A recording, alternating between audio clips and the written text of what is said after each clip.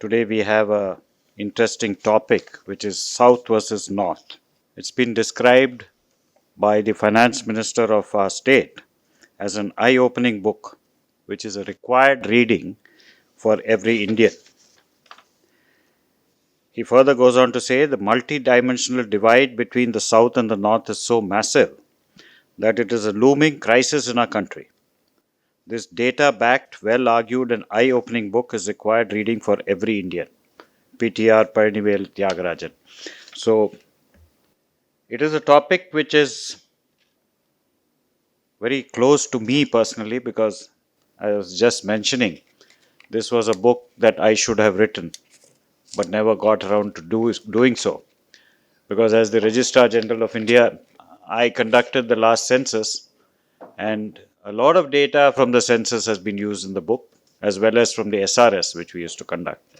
So this is something which is very dear to me and I have great pleasure in welcoming the author, Mr. Nilakandan, who trained as an engineer at Clemson University and is the chief data scientist for one of India's largest fintech companies. His primary interests are designing stable, decentralized systems, be they political entities or business-related processes. He has previously written on India's federal structure for publications such as The Caravan, The Wire, and The Hindu. His most recently published book, South versus North, is what we are going to discuss today. He describes himself as a Madras man, middle class and conservative by personal instinct, while wishing enlightened liberalism for the wider world. In conversation with him will be Mr. Lakshminarayan, who is the ex-vice chairman of Cognizant and former chairman of ITC Academy. He was ICT Academy. He was the CEO and president of Cognizant till 2006, and he has played a leading role in the global information technology industry for more than 25 years, and he is also our trustee. Lakshmi has interest in innovation, technology, and entrepreneurship. And without standing in between you and the distinguished panel, I invite Mr. Nilakandan to make a presentation, after which Lakshmi would take over and conduct the proceedings. Thank you. Thank you for having me, and it's always nice to have a smaller audience so that we can have a more detailed discussion, hopefully. And already in this room, a couple of people have asked me why did I write this book. So the evolution of that is serendipitous in some sense, which is that in 2011 I was living in the city at that time as well, and we had an assembly elections, if you remember, and and because I'm sort of I sure I work as a data scientist in my day job, and what one does before going to vote is one calculates the probability of one's vote impacting an election, right? So I did that, and it was an absurdly small number, as you would expect. The next thing down that road is to figure, okay, this is what happens in terms of my ability to choose an MLA. What happens, for South Madras, for an MP, right? So I calculated that. It was again an absurdly small number. And then, down that path, I picked a random constituency in northern India, central India for that matter. It's Guna in Madhya Pradesh, right? So if you contrast South Madras with Guna, even though the two the probabilities were absurdly low, the impact of the median voter in South Madras was actually much more, about 50% higher than the median voter in Guna. And this, in other words, the people in this room are about 50% more powerful than people in Guna, which sort of made me go through this rabbit hole, and 10 years later we have this book, right? So that is kind of the reason d'etre for this book. But more importantly, getting into this book, I sort of want to lay out a couple of things.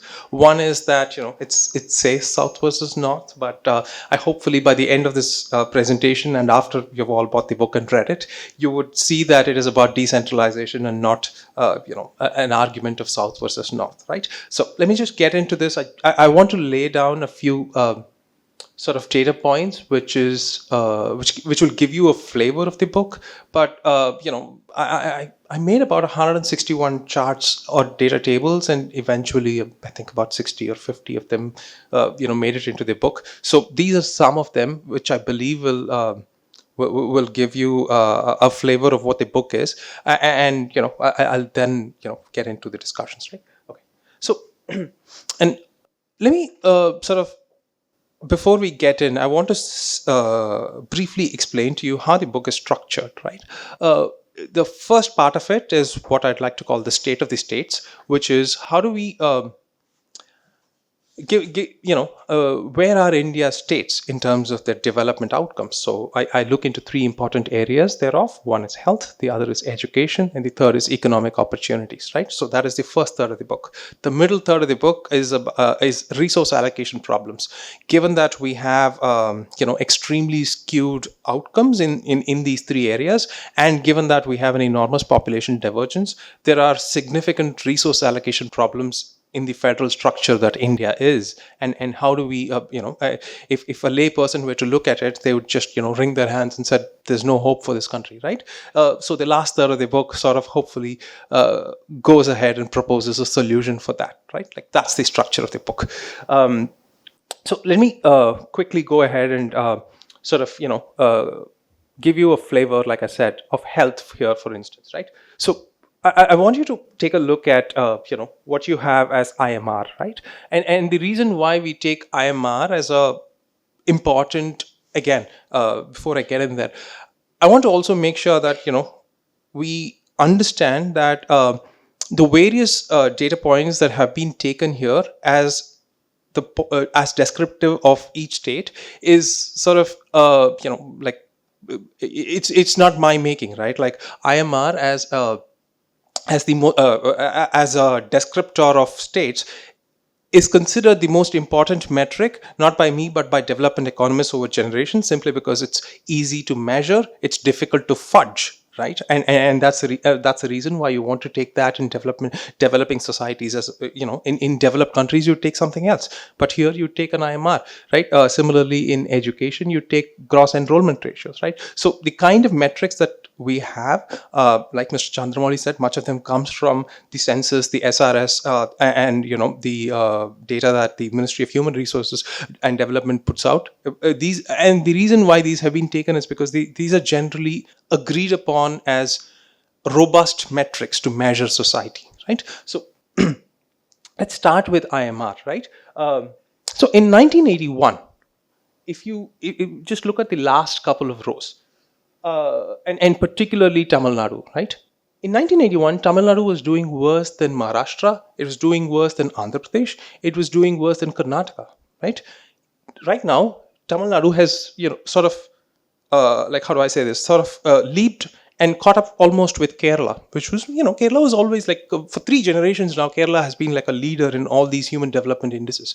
But Tamil Nadu has sort of caught up with Kerala, right? Like, how do we measure governance is precisely by what is the impact of the state government, particularly in terms of its ability to stop children from dying, which is probably the most important thing any state government can do. And IMR is the improvement in IMR is the biggest way in which you measure that, right?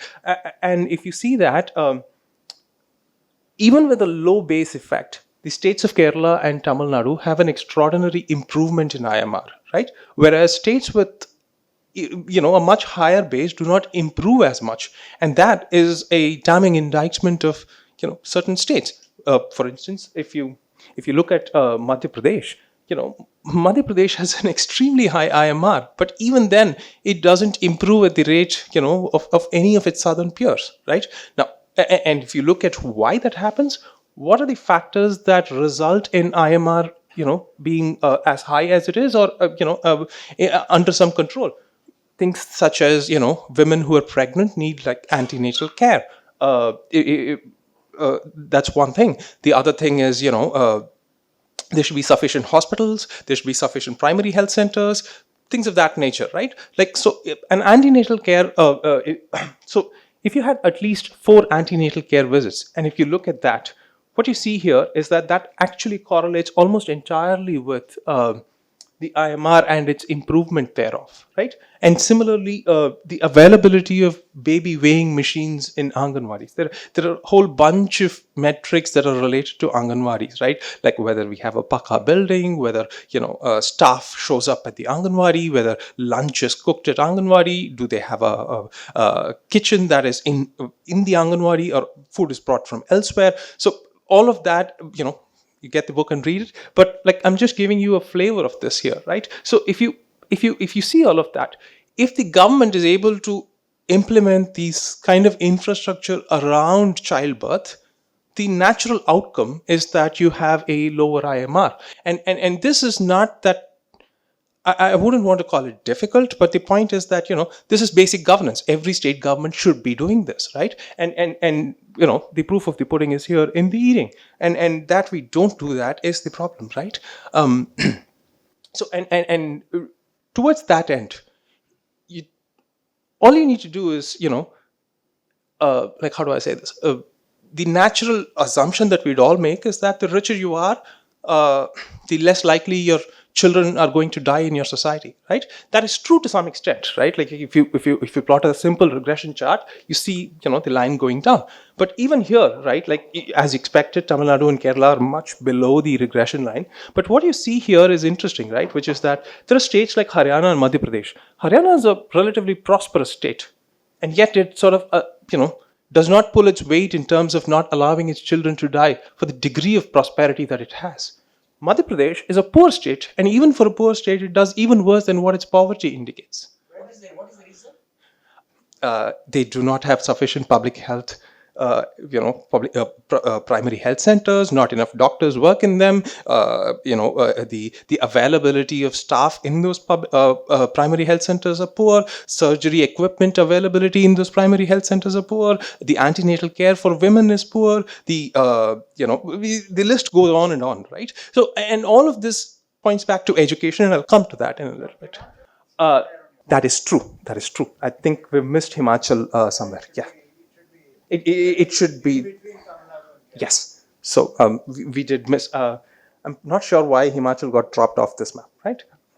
Right. And if you see the other important sort of measure as to how we look at public health in this country, or any country for that matter, is the availability of public hospital beds per million, right? And the reason I say public hospital beds is that people in this room probably, none of us probably go and go to a public hospital simply because of the way in which the public health system runs in this country. But a majority of the citizens of this country actually go to a government hospital, right? And the availability of hospital beds in that realm is very, very important for health outcomes, right? And if you look at that, there is only Kerala, there's Tamil Nadu, and there's Karnataka, which have above 1,000 hospital beds per million people. Every other state has far less. When I was I wrote this book when during the time of COVID, and when I sort of knew this, I was really worried what is going to happen to this country given the low availability of public beds, and I don't know, somehow things seem to have worked out, but I really worry what would happen otherwise, right? And another reason why this is important is that the population the proportion of population over 60 years of age is also very important when you sort of cross-correlate it with the availability of public beds. And the reason why this is important is that, in the previous section, we saw IMR, right? IMR is, like, how do I say this? It is relatively easy to prevent child mortality. Things that are necessary are pretty straightforward. You need basic care, right? Like, children die of very basic things like diarrhea or things of that nature, right? Like, and their mortality does not take extreme high-end care, whereas older people require sufficiently high-end care, and which is why the availability of public beds becomes more important. But it is also true that in the southern states, because of their relatively aging populations, it so happens that their requirement or their need for public beds, rather the proportion of citizens who are above the age of 60 is higher, because of which their need for public beds is also higher, right? So like, how do I say this? It's true that the public beds are higher in the south, but it is also true that they have a necessity for having that in the first place, right? And what I also want to sort of show there is that the IMR happens to sort of show the same relationship with availability of beds, just like it did for the NSDP, right? So, right, and finally, what I want to link all of this to is fertility rate, right? And this is kind of important given where we are in this country, because every other day you hear of a new population policy, or how do I say this, canards being thrown at people for their religion, for somehow religion impacting fertility rate. But if you see this, what you see here is the greatest contraception known to man is sending girls to school, right? If you if the woman does not even attend primary school, her fertility is extremely high. As she keeps, as she stays in school and goes on all the way to college, the fertility keeps dropping, right? And simply because of the fact that in southern India we send more girls to school and they stay in school longer, our fertility rates have dropped significantly, right? And religion just does not seem to have an effect here. And this is the just for a second, if you move out of the Indian context, right? In 1981-82, the fertility rate of Iran was about 6.2, right? Right now, Iran's university system has more women than men, and their fertility rate has dropped below replacement, right? So the point, and Iran, I don't have to tell you, is an Islamic theocracy, right? So religion does not have an effect on any of this, and yet we seem to sort of some people do it explicitly. Otherwise, there's an undertone of that. But I just want to make sure that this is very, very clear in terms of fertility just having to do with sending girls to school. And the right. So the other important thing that okay, so the state has kind of sort of done its work in education, or hasn't, as the case may be. The next most important thing that any state can and should do is education. And how do we measure education, or its relative performance of states is an important thing, right? And that's where I came up with this, which is that what I did was I plotted the literacy of people above 80 on the x-axis, and on the y-axis is literacy of kids who are within the ages of 10 to 14, right? Like, no government, like, there are adult literacy programs, but it's not a reasonable sort of scalable model, right? So what you want any state government to do is make sure that it makes the maximum improvement upon its existing literacy base, which is old people, right? And you want to make the maximum improvement for the younger children thereof, right? And how do we do that? You have to, if you draw this simple regression chart, all you do is the positive residual, right? Like the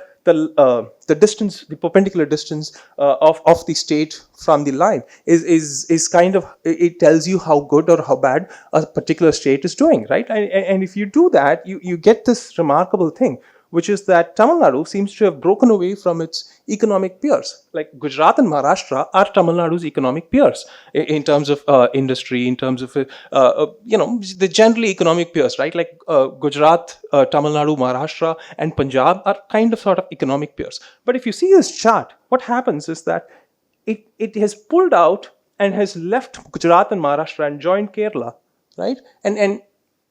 And therein lies the sort of improvement of this particular state. But the tragedy of, Uttar Pradesh, Bihar, and Assam shouldn't escape anybody, right? Like, it doesn't matter how bad their initial conditions was, but even for those initial conditions, they seem to have done really badly in terms of their education outcomes, right? They simply do not send enough kids to school, and even if they do send enough kids to school, they don't retain them in school. And that is what you see in the other chart, which is, again, you see the same thing. And there what I did was you have the gross enrollment ratio of secondary versus higher secondary school, right? Which basically means how many people, how many kids are you able to retain from what is essentially middle school to high school, right? Now, the ability of a state to retain that kind of sort of explains this. And if you see that again, Tamil Nadu sort of has the highest, well, let me if you see this, Uttar Pradesh has the highest positive residue, and I don't know why that is, because it just does not show up in any of the other data points. So I don't know if there's something wrong with the data or what. So I'm going to treat that as an outlier and just ignore that for a minute. But if you look at every other state, what is true here is also true there, which is that Tamil Nadu seems to have pulled out of its economic peers, Maharashtra and Gujarat, and sort of joined Kerala, and has actually done even better than Kerala, which is that the number of kids in higher secondary school as a proportion in Tamil Nadu is 84%, as opposed to Kerala at 80%, right? Which is one point about this is that the school performance, an 8th class kid here is not able to read a sentence. Okay. Tamil Nadu ranks the third lowest in terms of what you call it, knowledge, skills, or whatever it is. So actually, if you look at it, West Bengal in terms of the 6th, 7th, 8th class, in terms of their literacy knowledge, is far higher of Tamil Nadu today. This gives in a way a very wrong picture of merely the numbers going to school. So here is in aspect of the higher secondary level, the Tamil Nadu, the college level is highly increasable than the Kerala. Kerala is the main, the primary school system is very good. That is 10 between 14. On the above, the education system of the Tamil Nadu is concerned. The higher secondary level to the college is exemplary. It is 90 to 100%. okay. That was you have illustrated in your book. All right, thank you. Yeah. So just to answer your question, right? Like what you raise is a serious philosophical question, right? So, and this is something that I sort of touch upon in the book as well, which is, and that's something the national education policy demands as well, right? So here is a simple question, which is testing and grading kids is one of the biggest predictors of, and their failure in that test, a standardized test of any sort, is the biggest predictor of kids dropping out of school. Now, my question to you is, if you have a child in eighth standard, and if you were to sort of, and if that child were to fail for whatever reason, the question I sort of ask myself in the book is, would you rather have that child stay in school, or would you rather have that child drop out? I think a reasonable answer, especially in a country now, Tamil Nadu and Kerala are now at a stage where they can afford a little dropout because they want to improve quality, right? Whereas states like Bihar, Uttar Pradesh, Madhya Pradesh, Jharkhand, Chhattisgarh, all of these cannot afford that because there aren't enough kids in the school in the first place, right? So they should sort of focus on what are input metrics, right? So there is and to your point, it's fair that Tamil Nadu has now graduated to a stage where it should focus on output metrics, and it is probably not doing that. Whereas, and the reason for that is sort of probably inertia, right? Because it has focused on input metrics for long enough, right?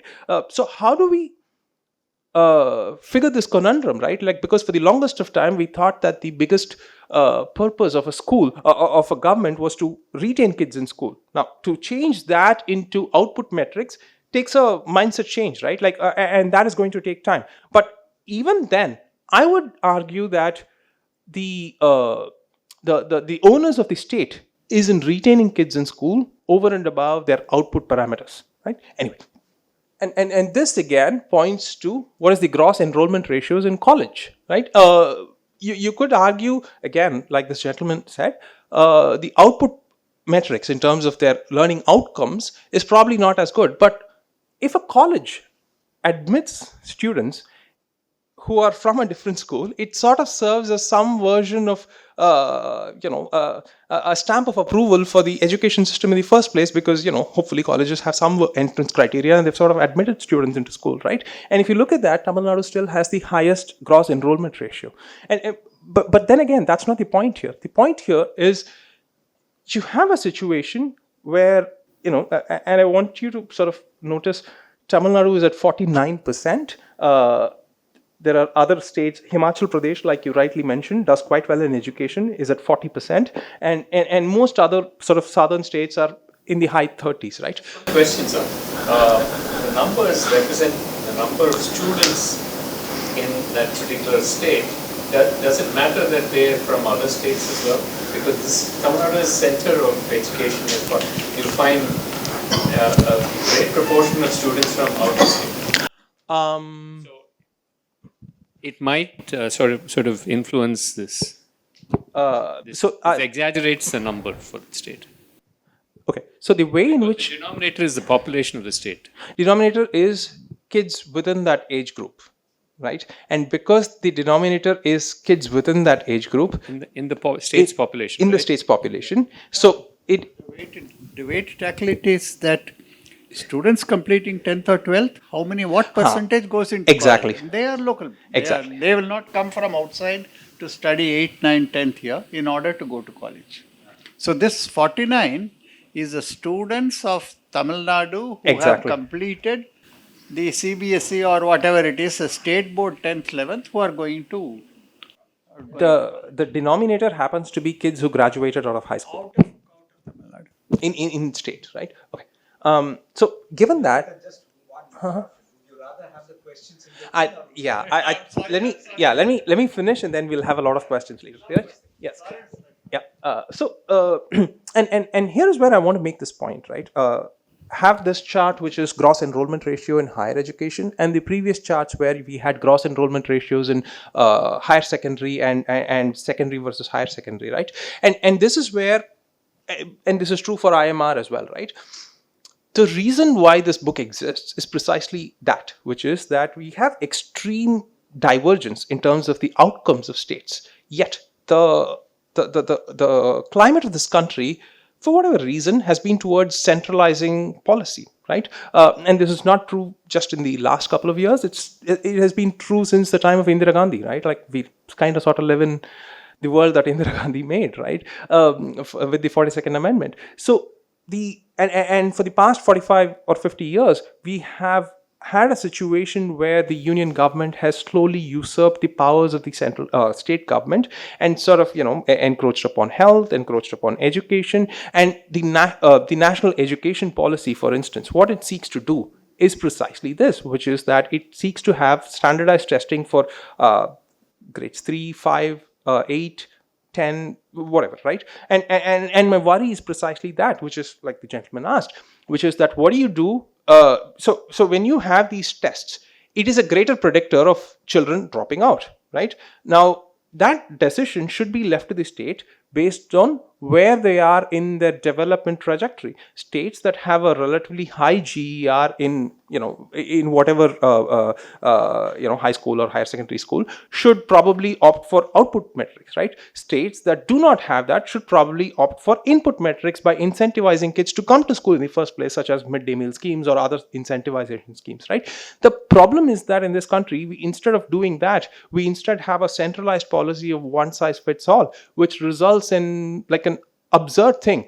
An excellent example of that would be Kerala and Madhya Pradesh now have to run their maternal and infant mortality programs based on what is a central flagship program, right? And Kerala's IMR is 6, Madhya Pradesh is at 48. 6 is what the United States has, 48 is what Afghanistan has.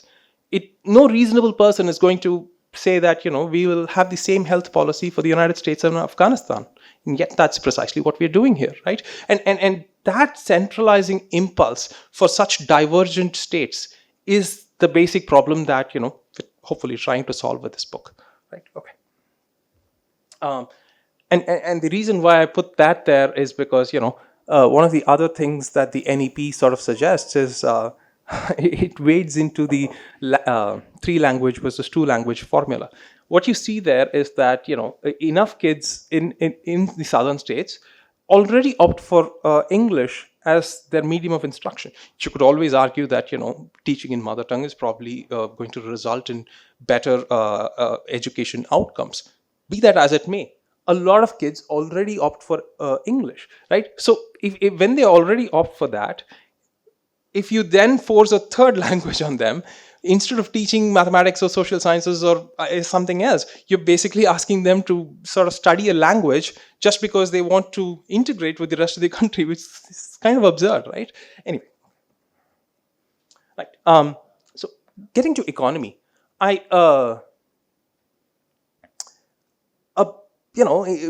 if you look at the economic output of the country, much of it, at least in terms of the people, forget the output, right? In terms of most people, and their economic activity, agriculture still ranks as number one. And if you look at the agriculture's ratio in the state's GSDP, that tells you a very different story, which is that despite employing a large number of people, the actual output into the state's GSDP is very, very low. And what that tells you is that it's not because. So I want to show you this, right? Tamil Nadu and Kerala at the top sort of have the lowest contribution of agriculture to their state's GSDP. It does not mean that they don't produce enough grain. Tamil Nadu, for instance, produces quite a lot,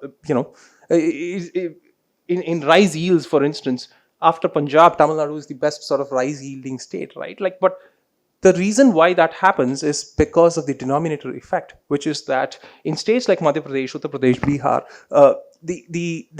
there isn't much industry to speak of. Because of which, what happens is that the agriculture's effect on the GSDP ends up being quite high, right? Now, and this can be, in my mind, taken as a proxy for how well or how badly a state is doing.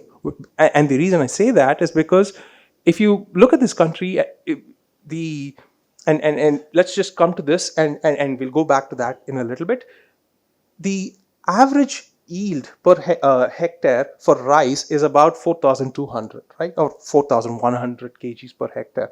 Punjab is the only state in this country which actually does better than the global average. I'm not even talking about doing it, like beating Denmark or some really high producing country, right? We're talking about global averages, which includes the global south.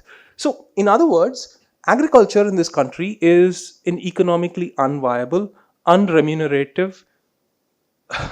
The only reason anybody actually tills their land or tills somebody else's land is that it's the employment of last resort, right? Like there isn't enough money to be made, and yet they do it simply because they don't have anything else to do, right? And if you go and if you have that, and this, I've given rice here. In the book, I go into wheat, sugarcane, maize, everything, right? So if you have that background and then go back to the agriculture to GSDP ratio, you then understand that states which have low agriculture contribution to their GSDP are essentially states that have industry and have moved people away from what is subsistence farming, right? And states which have a high contribution to the GSDP still have a problem of having too many people in what is subsistence farming, right? And how do we move people away from subsistence farming into productive areas is sort of a question that policymakers have to have, right?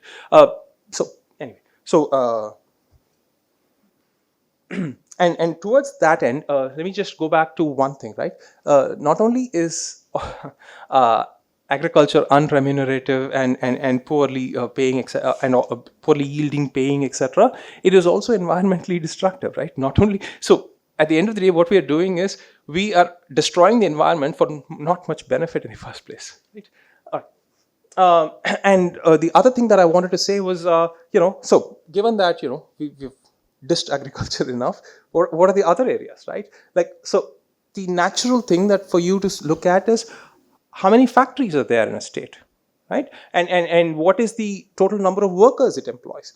What is the manufacturing contribution to the state's GSDP, services contribution to the state's GSDP? Hopefully, that's where we move people into, and that's what people get their jobs as, right? So if you look at that, most southern states, particularly Maharashtra, and here is where earlier when I said, Maharashtra and Gujarat are Tamil Nadu's peer, you will see that here, right? So even there, but the difference is that Gujarat has a manufacturing output of 32% as a ratio of its GSTP. Tamil Nadu has only 22%. But the difference is that Tamil Nadu has 37,787 factories as opposed to Gujarat's 25 or 26,000, right? Yes. So Gujarat and Maharashtra have about 26,000 factories in total, and this was like in 2018. Tamil Nadu has about 37,000. And the difference, the reason why this happens is that if you look at the data, it appears that those states have high-end automated factories which have high output, whereas Tamil Nadu has a series of smaller factories which are probably employ more people, but their output is actually less, right? The question then becomes, what would you rather have, especially when you want to move people away from what is subsistence farming, because our primary job here is to give people jobs.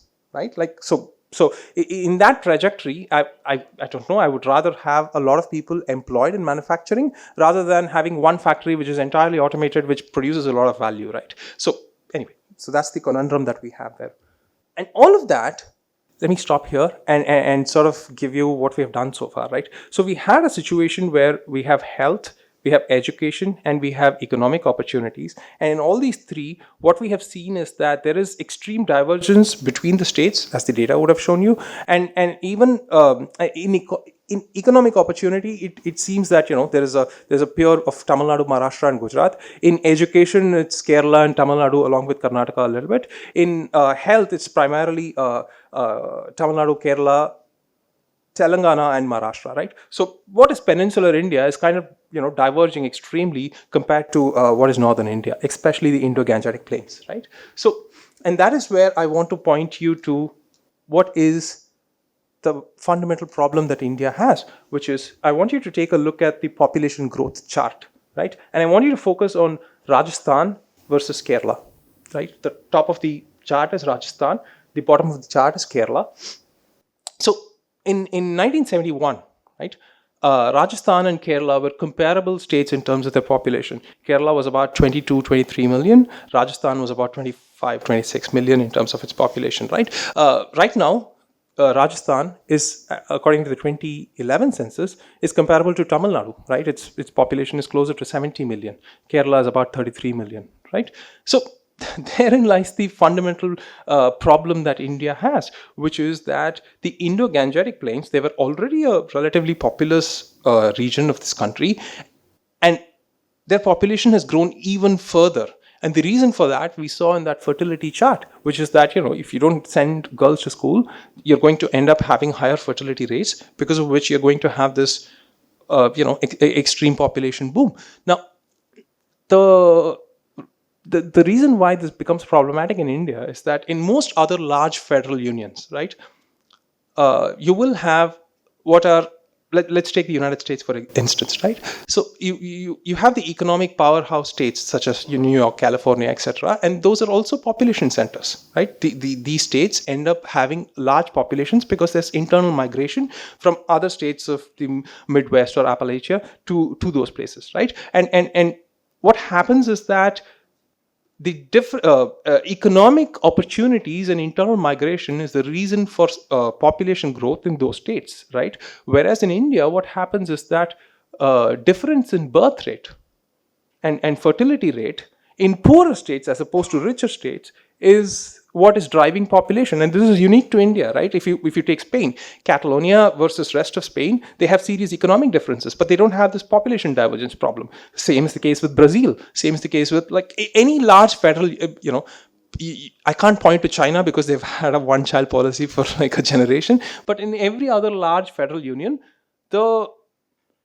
divergence in population happens because of internal migration. India is the only country where that divergence happens because of a difference in birth rate to the extreme, and when you have such a situation, running a federal union which tries to do resource allocation becomes an impossible task, right? And And the reason why this becomes impossible is because, like all of you know, like everybody in this room pays, some taxes, and most of that some taxes ends up going to the union government, right? Like we pay very little taxes to the state government.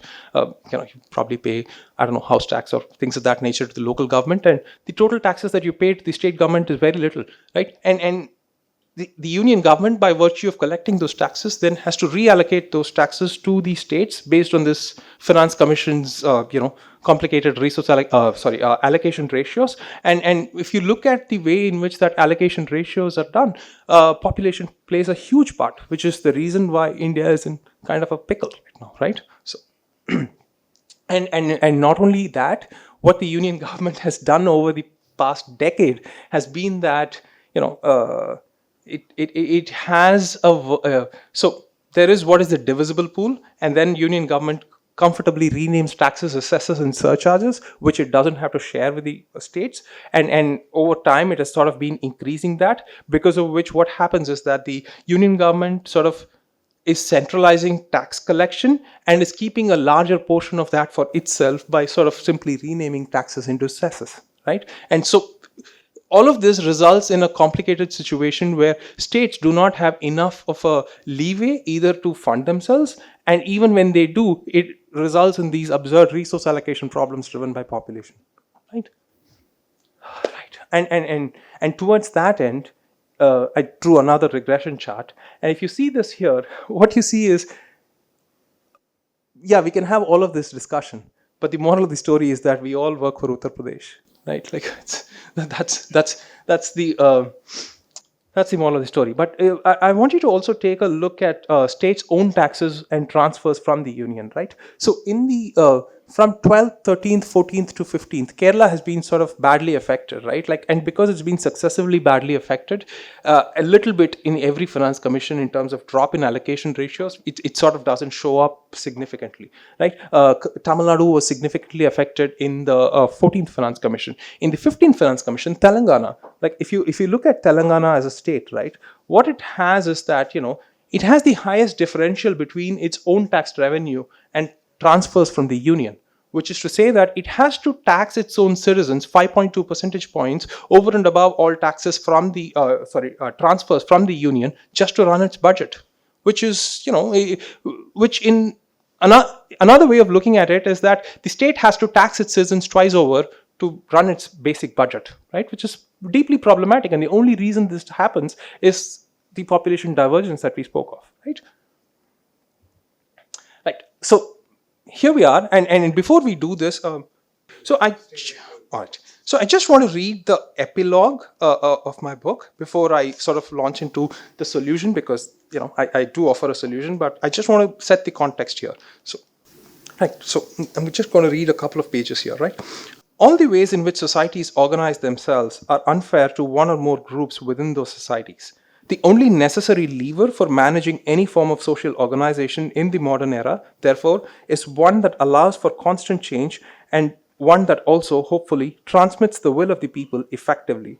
India, in the way it was structured after independence, served the purpose of its times, namely, a strong union to thwart the possibility of fragmentation and civil war, which was all too common in post-colonial societies in the mid-20th century. That strong union, with its scant regard for states' rights, has possibly outlived its utility. India's states, each larger than many countries, are divergent in every imaginable way. In fact, in ways that extend beyond the scope of equalization in a strongly centralized federal union. They diverge in terms of their governance outcomes, the health of their citizens, the education they offer, and the economic opportunities they provide. Southern India is a different country in this regard. Not only are its development outcomes vastly better than northern India's, it also happens to be culturally and linguistically distinct from the north. More crucially, in the current structure, southern India faces a real threat of being reduced to a vassal state that has little or no say in how it is governed or taxed.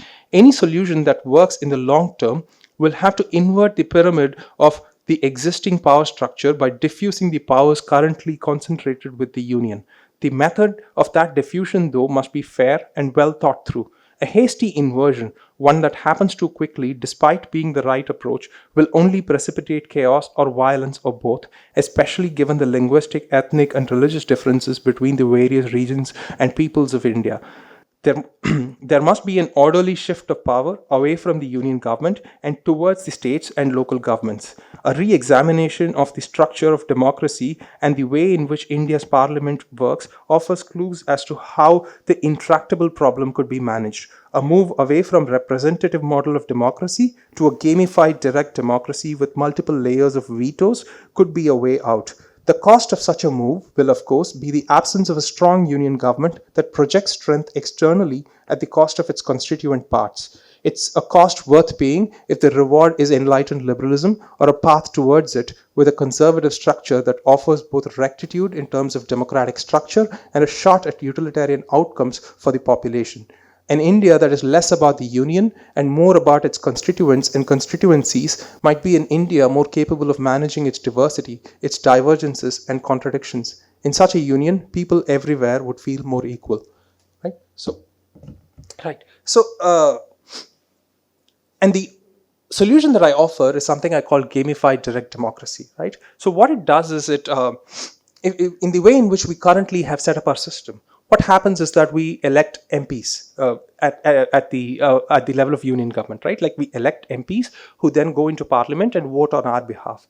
The problem, of course, is that the average size of a constituency in this country, regardless of whether it's South Madras or Guna, is larger than a small European country, right? So it becomes impossible for you to have a reasonable transmission efficiency in terms of my policy preferences with my MP and then him going on or her going on to sort of cast their vote in Parliament, right? So how do we, the simplest way to solve this problem is what the ancient Athenians did, which is, every, I think, property owning man in ancient Athens would just, assemble at a public square, and, what they did was sentence Socrates to death by poison or some majoritarian tyranny like that, right? So, transmission efficiency of that version of ancient Athens was quite good. The problem was that it descended into tyranny very easily, right? The other end of the spectrum is what we currently have, except it has very poor transmission efficiency, but it has sufficient guardrails. Even those, as we have seen, have sort of broken down, right? So how do we sort of arrive at a system which has high transmission efficiency, but has enough guardrails and has a structure which allows for reflection of people's will, and therefore, if you have such a system, it will also sort of, how do I say this? Find the lowest point of equilibria in terms of, arriving at power structures there. How do we arrive at that? Is what gamified direct democracy is. Maybe we'll discuss this in. Yes. Thank you. Thank you very much, and let's have another round of applause for the author for doing a detailed analysis based on data, although the data may be a little dated, 2017, 2018 data. We have some eminent people here. I'm not going to ask any questions right now. Mr. Narayan, I'll give this thing. Mr. Narayan was the retired IAS officer. He was in the government of India. He was the revenue secretary, he was the finance secretary. He probably understands these numbers far more than any of us here. So you'll have the first privilege of talking. No, and okay, anyone else? Mr. Vishwanathan is the author of Industrial Economist, and he's been studying Tamil Nadu far more than any of the other states. I got the impression that Mr. Nilakandan is an excellent spokesman for the Dravidian model of more state and less of center. But this reasoning, as pointed out by Lakshmi, is faulty because the information is dated. I referred to your reference to, in 3 or 4 areas I can differ from you. The all-pass system recommended by Panichami government earlier, that landed as an absurdities. You make everybody pass even if they fail in the collegiate education. You said it is to retain the people they are doing it. Tamil Nadu has crossed that 30, 40 years ago. In M.G. Ramchand's period, as beautifully, eloquently described by Dr. Narayanan, the question of retention of students is not much of a relevance to us in the sense that the gross enrollment ratio for collegiate education is much, much higher is one part of it. I would like to take you on the essential question of agriculture. Much has happened in the last about 5 years, 4 years. You refer to India's, Tamil Nadu's great contribution in terms of, say, highest productivity. Suppose 20 of us in this audience give a very high rate of productivity, and which is not reflected in the totality of our contributions. This doesn't make much sense. I'll give you the reason for this. The Green Revolution came in 66, 67, right? Punjab and other states were of a comparable level with Tamil Nadu at that time. We produced something like, say, 10 million tons of food grains, rice mostly. Punjab's production was not much different. It was not a great producer of rice. It produced some 4 lakh tons of rice then. Over a period of about 50 plus years, if you take, the rate of growth was Punjab in terms of agriculture was phenomenal. Most years it was double digits. Tamil Nadu's growth has been absurdly low, hardly 1%. We produced about 90 lakh tons of grain on an average then. This year is a very bumper year, where we have produced something like about 12 million tons. It's not a great thing because the average annual growth has been less than 1%.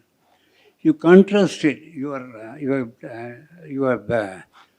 described a rather poor picture of the northern states. I would like to take you to what happened the last about 4 or 5 years. Madhya Pradesh has been, I'm sorry, I'm taking just 2 more minutes, actually, sorry. Madhya Pradesh has been growing in double-digit growth in agriculture in the last about 10, almost 7, 8 years. UP's record in agriculture in recent years have been phenomenal.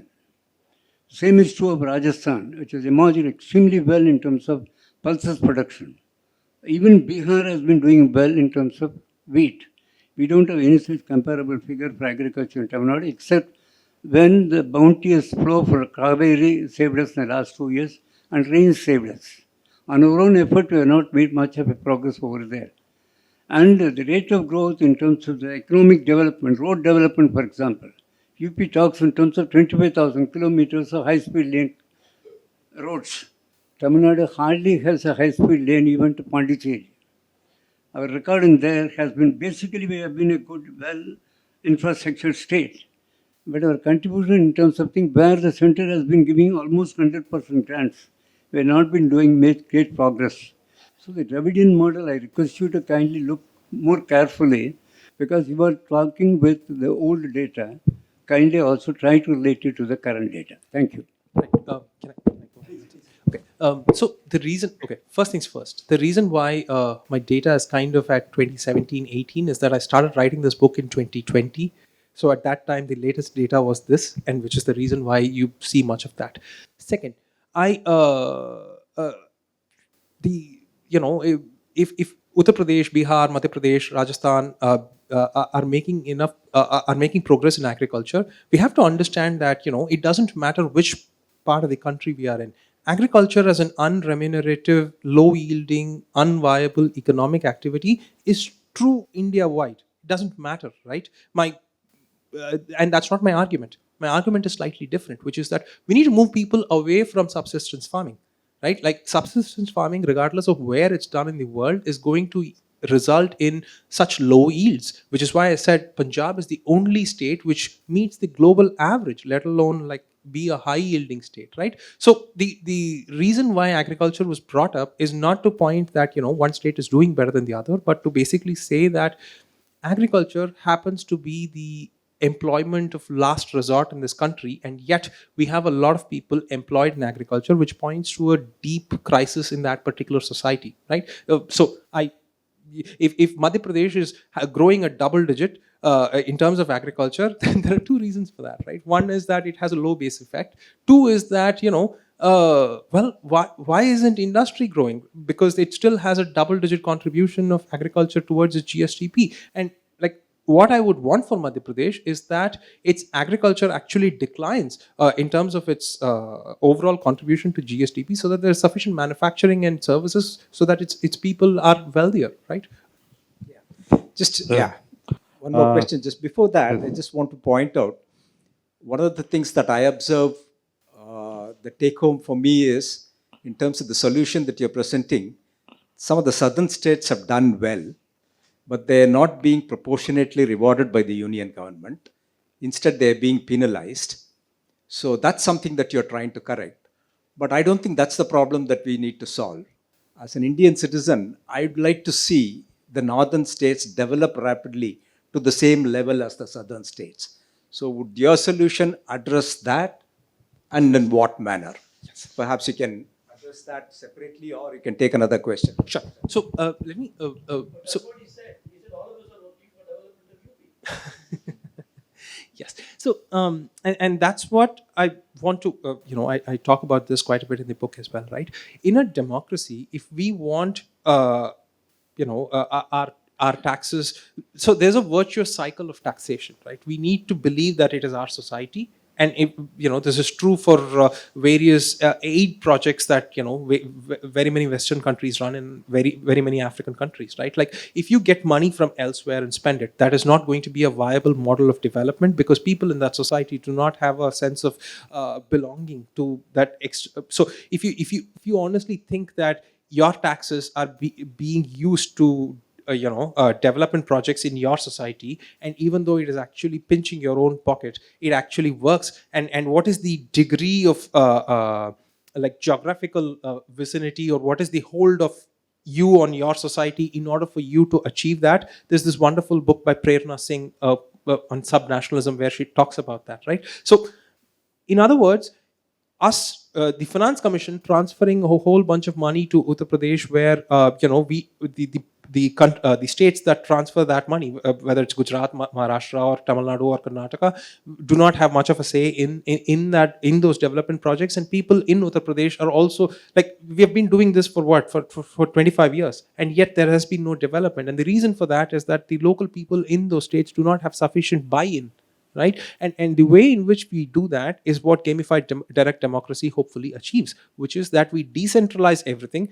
We put a floor in terms of our membership in this union. We put a ceiling in terms of the overall transfers as well, so that we do not let it is nobody's argument that children in Uttar Pradesh should not have a school to go to, right? We all want them to have basic government services so that they thrive in their lives. But it should not also become one of these things where the union government endlessly transfers from one set of states to the other without any results thereof, right? And that is what gamified direct democracy hopes to achieve, which is decentralizing all of it with certain guardrails.